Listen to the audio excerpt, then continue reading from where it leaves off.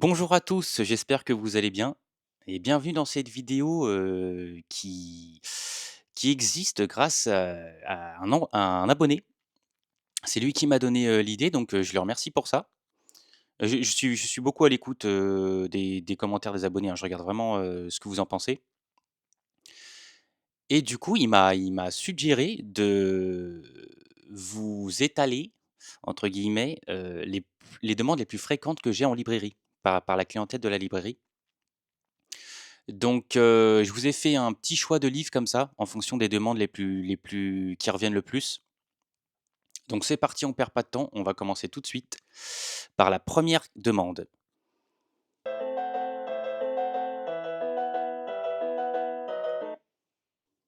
Alors, un roman historique. Il y en a un que j'aime beaucoup, recommander, c'est, Les naufragés du Vagueur de David Crane. Je l'ai pas, mais je vais vous l'afficher là. Comme on est lundi, j'ai pas accès à la librairie, donc, les livres que je vais vous montrer, c'est ceux que j'ai vraiment dans ma bibliothèque à moi.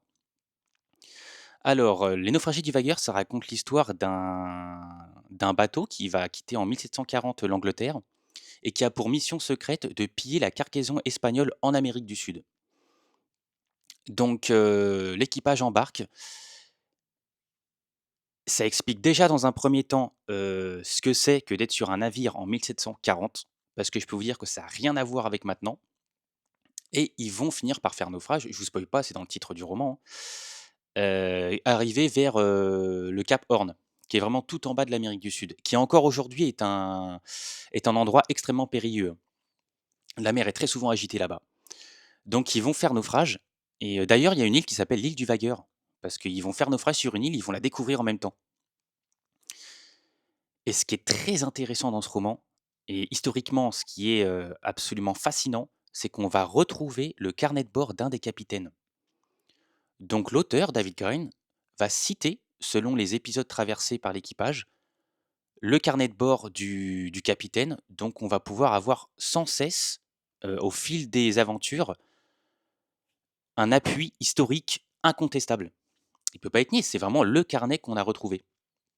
Donc c'est extrêmement intéressant, c'est bien écrit en plus et surtout, va avoir une sorte de en 3 temps, en fait. Il va avoir l'expédition, qui est aussi très intéressante, hein. Ensuite, va avoir le naufrage, comment, l'équipage va gérer ça et on sait déjà, c'est déjà dans la synopsis donc je peux vous le dire, hein, on sait déjà qu'il va y avoir une mutinerie et après du coup ça va expliquer, quelles conséquences va avoir, judiciaires va avoir cette mutinerie. Parce qu'au fait, est-ce qu'une mutinerie peut, dans certaines circonstances, être acceptable? C'est ça la vraie question, qui va être posée après. Donc c'est fascinant, vraiment, c'est un roman d'aventure en plus, donc c'est un roman historique pour moi qui est fantastique. J'en profite juste, je fais une petite parenthèse, j'en ai lu un autre de lui qui s'appelle La Cité perdue de Z, qui existe aussi en poche, hein. C'est juste que là, ils ont fait une belle édition parce qu'ils ont rajouté des petites nouvelles derrière, qui est pareil, donc c'est historique aussi, c'est sur l'Amazonie cette fois-ci et ça raconte surtout les différentes expéditions d'un explorateur qui s'appelle Percy Fawcett. C'est passionnant aussi. Je vous en dis pas plus parce que je parlais plutôt de l'autre, mais c'est génial aussi, hein. Donc voilà pour le roman historique que j'aime bien recommander aux clients.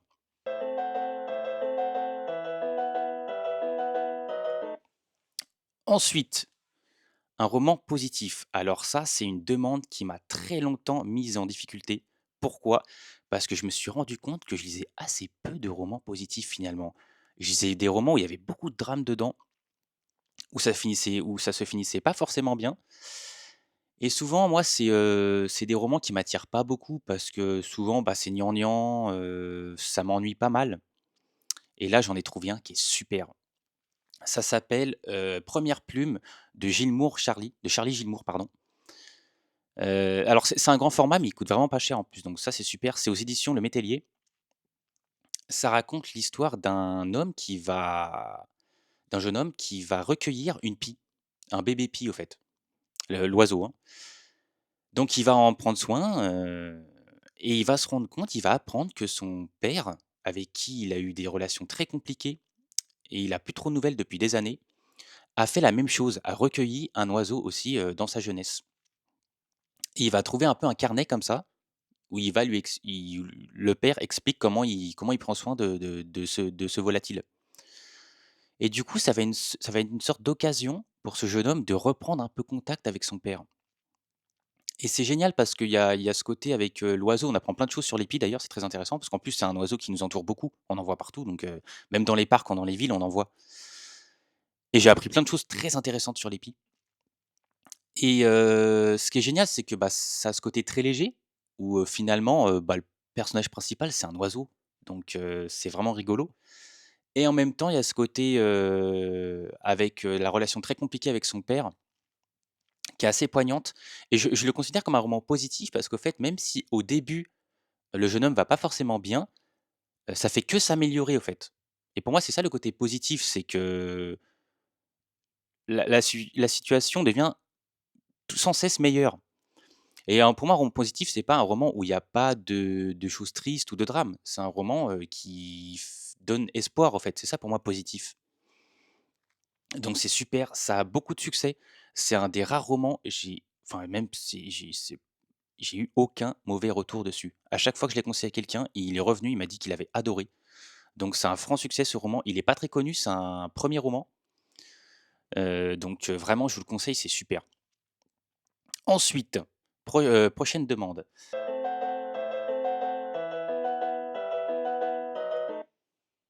Un roman, ah oui, un roman témoignage. Alors un roman témoignage, c'est un roman, souvent on a envie d'un récit vrai, d'une histoire vraie, d'une épreuve, que dont quelqu'un témoigne, qu'il a traversée. Donc ça peut être plein de choses différentes, hein.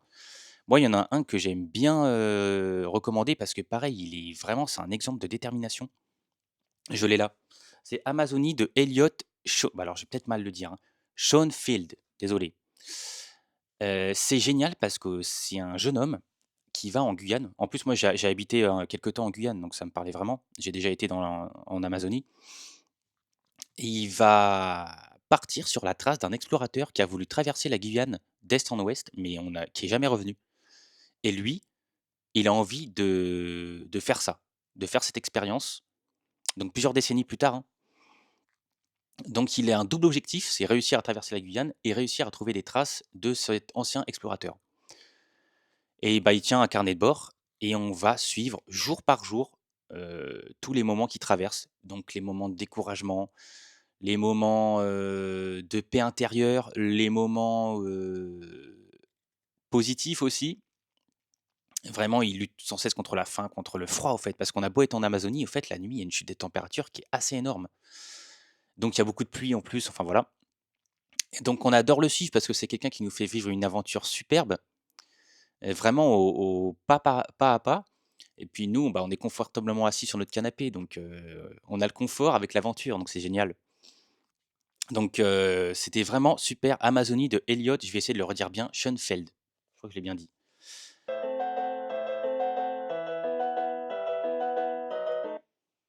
Ensuite, un roman, frisson. Un roman frisson, celui que j'aime bien, je l'ai aussi. C'est Un vent de cendre, de Sandrine Colette, aux éditions Le Livre de Poche. C'est un policier, mais c'est un policier, qui est vraiment une atmosphère très angoissante. En fait, je l'aime bien parce que c'est un policier qui est pas comme les autres. On va suivre l'histoire de 2 frères et sœurs qui vont, faire les vendanges. Donc c'est vraiment un policier très français quoi en plus, c'est rigolo. J Peut-être certains d'entre vous ont fait les vendanges quand ils étaient jeunes. Et donc ils vont faire les vendanges et ils vont, se disputer et le frère part sous le coup de la colère, on n'a plus de nouvelles de lui. Donc sa sœur va essayer de savoir où est-ce qu'il est passé. Il y a une disparition et l'atmosphère qui tourne autour des employés du lieu des vendanges va devenir de plus en plus inquiétante. Et il y a des scènes, ça va être le début d'une précipitation. Donc on a une première partie de roman où vraiment on prend le temps de planter le décor. Sandrine Colette plante le décor et ça j'aime bien. Elle prend le temps et ensuite, il se passe la disparition de Malo, qui est le frère et là, tout devient, précipité et c'est génial parce que c'est impossible de deviner la fin. Il y a une espèce de surprise finale qui est énorme. C'est assez sanglant, Donc faites attention parce que ça m'est arrivé celui-là une fois qu'une cliente me dit: «Waouh, vous m'avez recommandé quelque chose, c'était quand même vachement dur». Donc je le dis, c'est sanglant, hein, c'est le policier, c'est pas pour les âmes sensibles, hein, mais c'est super. Et Sandrine Colette écrit divinement bien, vraiment, elle a pas fait que des policiers. Elle a eu le prix, des lycéens, dernièrement pour, Madeleine avant l'aube d'ailleurs. Donc si vous voulez pas lire un policier d'elle, lisez plutôt celui-là, hein. Elle a pas écrit que des policiers. Ensuite, prochaine demande client.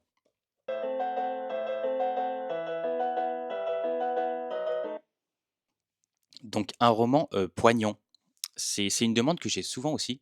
Quelqu'un qui a envie d'avoir des émotions, ou clairement, des fois ils me disent carrément: «J'ai envie de pleurer devant un livre», hein, paf. Donc j'ai un livre qui est fait pour ça. C'est le livre de ma mère de Albert Cohen, aux éditions Folio, et ça parle d'une relation, surtout par les souvenirs, d'un fils avec sa mère, et c'est infiniment poignant parce que ça parle, bah, de l'ingratitude des enfants parfois, d'une relation, des non-dits qu'on n'ose pas dire parfois aussi. Ça parle aussi, de cette dette. En fait, je pense pas que les parents font ça pour qu'on les rembourse, mais tous les enfants, on a un peu cette dette impossible à rembourser parce que nos parents se sont tellement occupés de nous quand on était petits que comment leur rendre un peu l'appareil? Et bah, il y a une solution en fait, c'est qui peut être, efficace, c'est l'hommage. Donc rendre hommage à ses parents. C'est ce que on peut faire de mieux en tant qu'enfant, je pense, et c'est ce que fait divinement bien Albert Cohen dans un récit qui est, bouleversant. Pour moi, si vous êtes pas bouleversé, vous êtes pas humain. Enfin, c'est pas possible. C'est génial. C'est vraiment génial ce roman. Ensuite, prochaine demande client.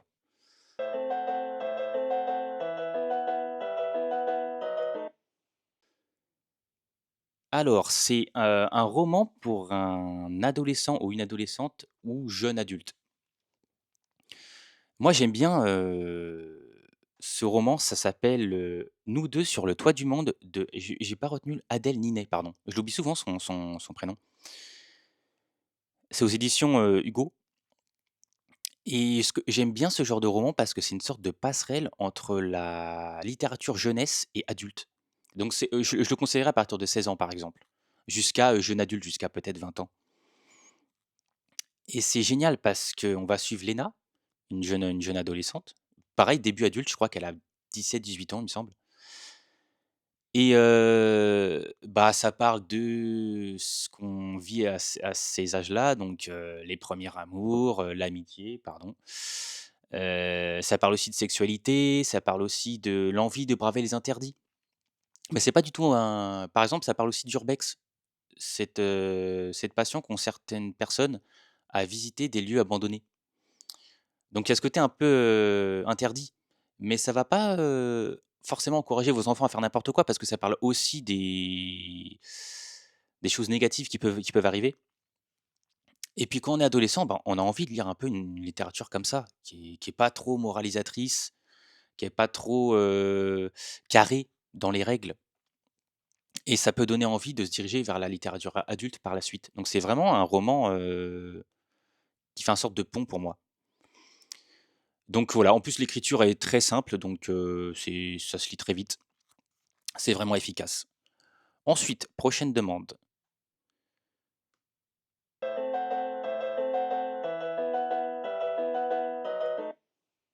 On a, un album pour un enfant. Alors là, je vais vous montrer quelque chose d'absolument divin. Regardez ça, c'est absolument magnifique. C'est Monsieur le Lapin Blanc de Benjamin Lacombe. Benjamin Lacombe, je suis fan de ce qu'il fait, c'est génial, hein. C'est aux collections Margot, qui est pour moi, la collection inégalable des livres jeunesse. Vraiment, ils font des choses magnifiques. Je vais vous le je désolé, peut-être le micro, on va plus trop entendre, mais il faut que je vous montre les dessins parce que c'est vraiment fantastique. Regardez ça. Non mais regardez ça. C'est absolument incroyable. C'est Vous voyez, après il y a les textes sur le côté. C'est fantastique. On va suivre du coup le lapin blanc dans Alice au pays des merveilles avec son histoire à lui. C'est vachement sympa. C'est vraiment une histoire basée sur l'anticonformisme. C'est magnifique. Il y a aussi celui-là que j'ai adoré. Bon, je triche un peu, j'en fais deux. C'est pareil, c'est aux éditions Margot parce que ce qu'ils font, c'est inégalable, vraiment. Pour moi, c'est les meilleurs. C'est Le bateau de papier. C'est l'histoire d'une jeune fille qui veut devenir capitaine.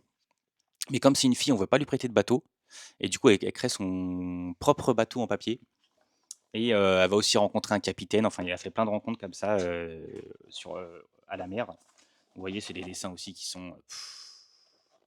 C'est fantastique aussi. C'est pas du tout le même style, mais c'est tout aussi beau, je trouve. Donc, vous voyez, je vais essayer de vous trouver une double page où on voit bien. Vous voyez, avec le capitaine. Enfin, voilà, c'est pareil, c'est incroyable. C'est de Bernard Villot et Éric Puybarret, pardon. Vraiment, les éditions Margot, si vous avez des enfants, mais allez-y, les yeux fermés. Tout ce qu'ils font, je crois qu'il n'y a pas un album que j'ai pas trouvé beau. Donc, c'est incroyable. Ensuite,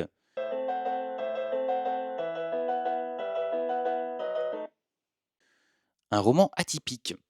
Ça, c'est souvent une demande que j'ai, parce que c'est des gens qui lisent beaucoup et que c'est vraiment des gens et je les aime bien parce qu'ils ont envie de faire confiance aux libraires. Donc ils nous laissent, leur recommander un roman, qui sort un peu de l'ordinaire. On fait aussi des livres mystères, par exemple. C'est-à-dire qu'on emballe des livres et avec juste deux trois mots clés, on décrit un peu le livre et puis c'est tout. Donc c'est quelqu'un qui a envie de se surprendre lui-même, bah, il peut en acheter un. J'aime beaucoup cette idée de se laisser surprendre. Il y en a un que je recommande beaucoup, il est assez connu, donc j'en ai plein d'autres si jamais ils l'ont déjà lu, hein, mais j'aime bien le recommander parce que c'est vraiment une idée originale. C'est L'Homme D de Luc Rhinart, pardon. Là, c'est la belle édition, mais il y a d'autres éditions moins coûteuses, hein. Et c'est l'idée, donc ça parle d'un homme qui va pas très bien, et un jour, il a l'idée de laisser tous ses choix de vie dans les mains d'un dé. Donc, il va se dire des possibilités dans sa tête et il va lancer les dés pour, que le hasard décide pour lui. Moi, c'est quelque chose qui me parle pas mal parce que je suis quelqu'un de très indécis et pour la petite anecdote, j'ai même fait une journée comme ça où, j'ai laissé, les dés choisir, par exemple, j'étais au restaurant, j'ai laissé les dés choisir ce que j'allais manger. Enfin, c'était une journée comme ça pour rigoler, hein. J'ai vraiment fait que 24 heures parce qu'il faut pas faire plus parce que ça parle de ça le roman. C'est quelqu'un qui va commencer un peu pour rigoler. Comme ça, une fois, d'une façon un peu légère, hop, je lance un dé pour rigoler et puis petit à petit, il va se rendre compte que, bah, le hasard, ça marche plutôt bien, au moins au début. Donc il va laisser les dés contrôler toute sa vie et du coup, ça va partir dans des circonstances complètement loufoques, voire dramatiques, jusqu'à ce qu'ils deviennent, assez, dérangeants. Mais, c'est vraiment une idée que j'ai trouvée super, au point que vous voyez, ça m'a vraiment marqué pendant très longtemps. Est-ce que, finalement, le hasard, peut être plus efficace que nous? C'est très intéressant comme idée. Donc, voilà, quand les gens ont envie de sortir un peu des règles, bah, je leur conseille ce roman-là, j'aime bien. Ensuite, prochaine demande client,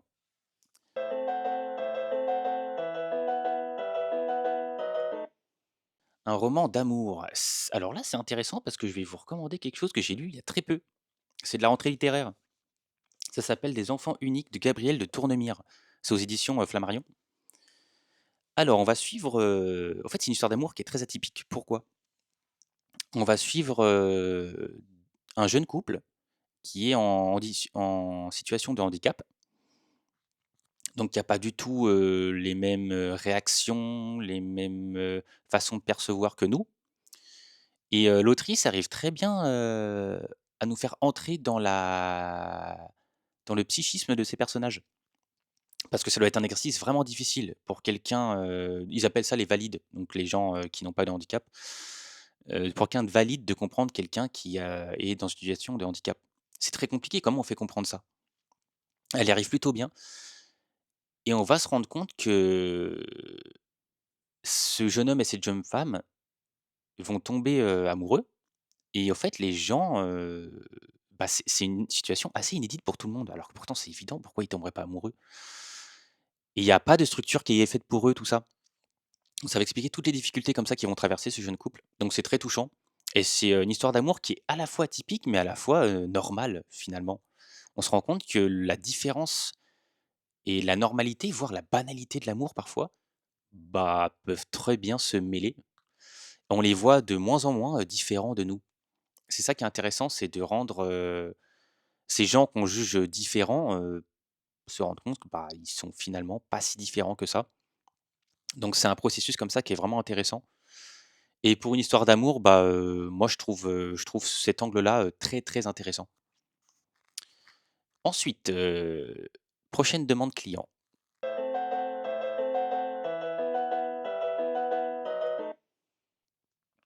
Alors, un roman pour reprendre la lecture, ça c'est une demande que j'ai très fréquemment aussi en librairie. Des gens qui ont arrêté de lire, il y a beaucoup de gens aussi par exemple qui vont lire par exemple seulement pendant les vacances, quand ils ont le temps. Donc s'il y a beaucoup de personnes qui font de longues pauses comme ça, qui lisent pas pendant plusieurs mois. Ces gens-là, ils ont des envies qui sont assez exigeantes au fait, parce qu'ils lisent pas beaucoup de livres dans l'année, donc on peut pas se planter. Il faut leur donner quelque chose qui vraiment qui leur plaise, quoi. Dans ce cas-là, je leur conseille souvent Les Égarés de Hayana Matisse. J'adore la couverture en plus. Comme en plus c'est un grand format, mais comme c'est des gens qui lisent pas forcément, très souvent, bah, ils peuvent se permettre de mettre, 20 € dans un livre. En général, ça les dérange moins et alors ce qui est intéressant dans ce livre, c'est qu'on va suivre, Ava, une jeune mère de famille qui arrive à trouver après, de moultes difficultés, qui arrive à trouver une place dans un alors je sais pas comment ils appellent ça aux États-Unis parce que ça se passe aux États-Unis, mais en France, c'est l'équivalent d'un foyer social en gros. Sauf que justement, on est aux États-Unis et du coup, elle a 2 mois pour trouver un travail, sinon elle dégage. C'est pas les mêmes, lois, hein et elle est avec son jeune fils qui s'appelle Toussaint, qui a entre, je sais pas s'il le dit, je suis désolé, je crois qu'il a entre 10 ans, voilà.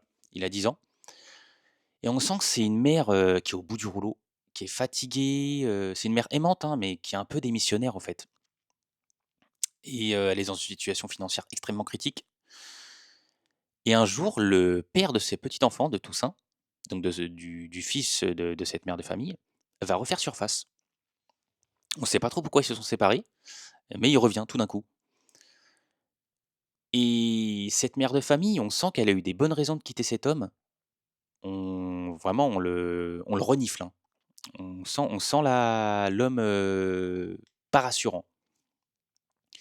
Et en même temps, elle est dans une situation tellement critique financièrement, même mentalement, qu'elle hésite à retourner vers cet homme. Et finalement, elle va au moins reprendre contact avec lui. Et là, on va rentrer dans une deuxième partie de l'histoire qui va complètement, basculer. Et au fait, c'est un roman que je conseille beaucoup pour, reprendre la lecture parce que déjà, c'est une écriture simple, qui se lit vite et c'est vraiment un roman addictif. On a envie de savoir la suite et il y a beaucoup, beaucoup d'action. Et je me dis que ça peut être bien pour, reprendre la lecture d'avoir quelque chose, très rythmé. Et je vais pas conseiller du Proust à quelqu'un qui a pas lu depuis 6 mois, vous voyez? Donc là, c'est efficace, c'est rapide, il y a beaucoup d'enchaînements, il y a très peu de pauses. Donc pour reprendre la lecture, je pense que c'est vraiment un bouquin qui peut être idéal.